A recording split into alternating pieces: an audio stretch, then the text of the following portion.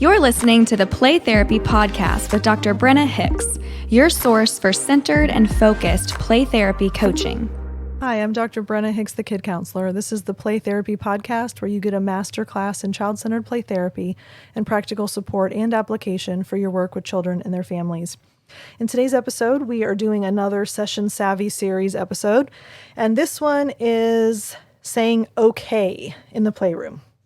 Now, I talked about this in a couple of my coaching groups in the last few weeks, and a lot of them came back to me and they're like, oh my gosh, I say okay all the time, and I'm just beating myself up because I just realized now how often I say it. I want to make it clear that when I talk about saying okay, there are different uses of the word okay, and I'm really only referring to one type, so don't panic preemptively. Let me dive into exactly what I mean.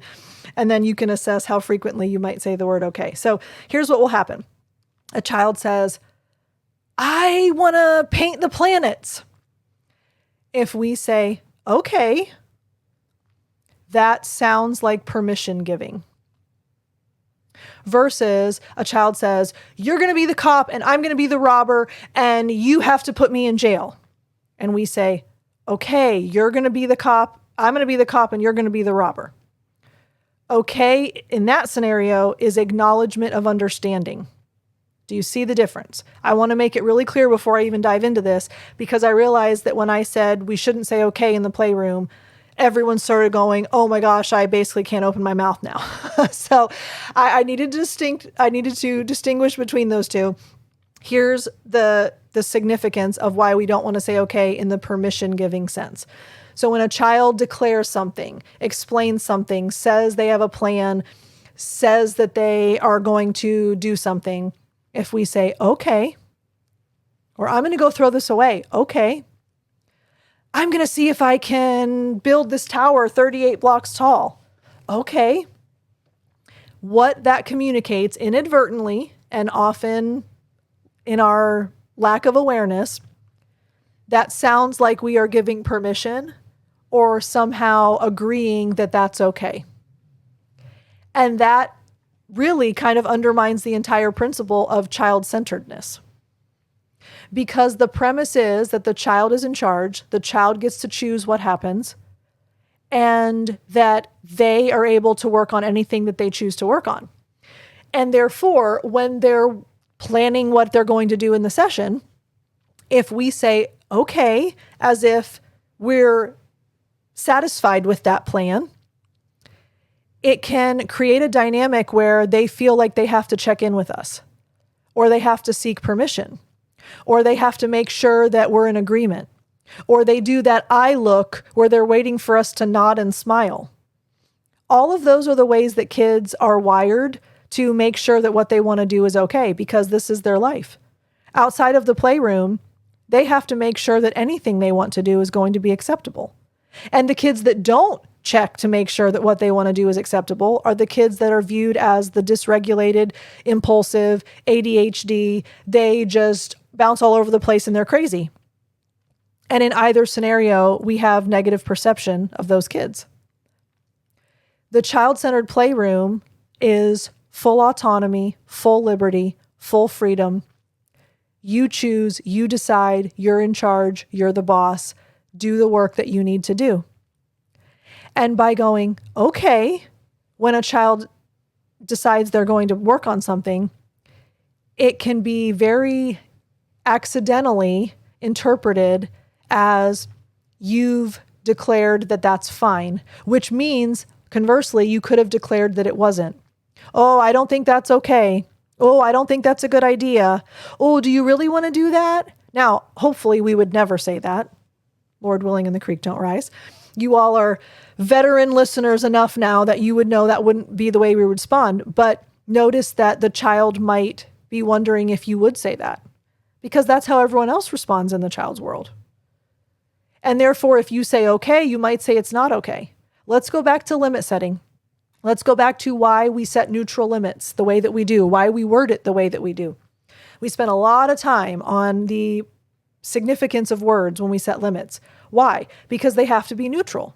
That's why the formula A is not for B, X is for Y means so much. Because if we say, I don't think that's a good idea. That's very different than the wall is not for painting on. I can't let you paint the wall. Very different than the wall is not for painting on. See how the subtlety in the phrasing changes the whole conversation. Similarly, kid says, I'm going to see if I can jump rope 15 times. Okay. What if we said, no, that's a bad idea? Or, I don't know that you should do that. You might get hurt. So this is one of those moments where we usually unconsciously are doing it. And let's go back to why we talked about not saying thank you in a playroom.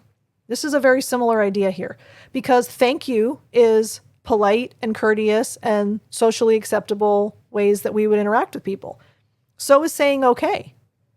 In normal conversation, if someone says something, a standard response is okay. It's almost like, got it, right? So we're conditioned to do this and we don't even realize that we do. And this is why all my coaching people are going, oh my gosh, Brenna, as soon as you said that, I realized how many times I say okay in a play session because I'm aware of it now. As much as possible, try to break yourself of that habit, if only in play sessions. In normal conversation, if you're an okayer, so be it. I almost said if you're an okayer, it's okay. But I changed it at the last second and then I admitted it anyway, so what was the point? So if you're going to say okay in normal conversation, it is what it is. The rest of the world will accept it as standard practice. But if you can be cognizant of it in the playroom, break yourself of saying it as much as possible, but very intentionally break yourself of saying it almost as a permission-giving statement. If you're saying, okay, got it, I need to wear the wig. Okay, got it, I'm supposed to shoot at the target with you. Those are, I understand the directive you've given me, okays. But okay, as in, sure, go ahead, is a very different connotation that we want to avoid. So I'm hopeful that that challenges you a little bit. Now, this whole week, every session you have, you're going to be keeping a little mental tally of you saying okay, and you might be horrified. You might be pleasantly surprised. But regardless, just keep this in mind. Nuances matter in CCPT, and our words matter in CCPT, and the interpretation of what we say matters. And we often don't even know what that might look like. We have no idea how a child's going to interpret some of the things that we say, which is what this whole Session Savvy series is about. It's these little things that we don't realize are slight deviations or can somehow get in the way of the process. And that's the exact reason why we're talking about them. So love y'all so much. We'll talk again soon. Bye. Thank you for listening to the Play Therapy Podcast with Dr. Brenna Hicks. For more episodes and resources, please go to www.playtherapypodcast.com.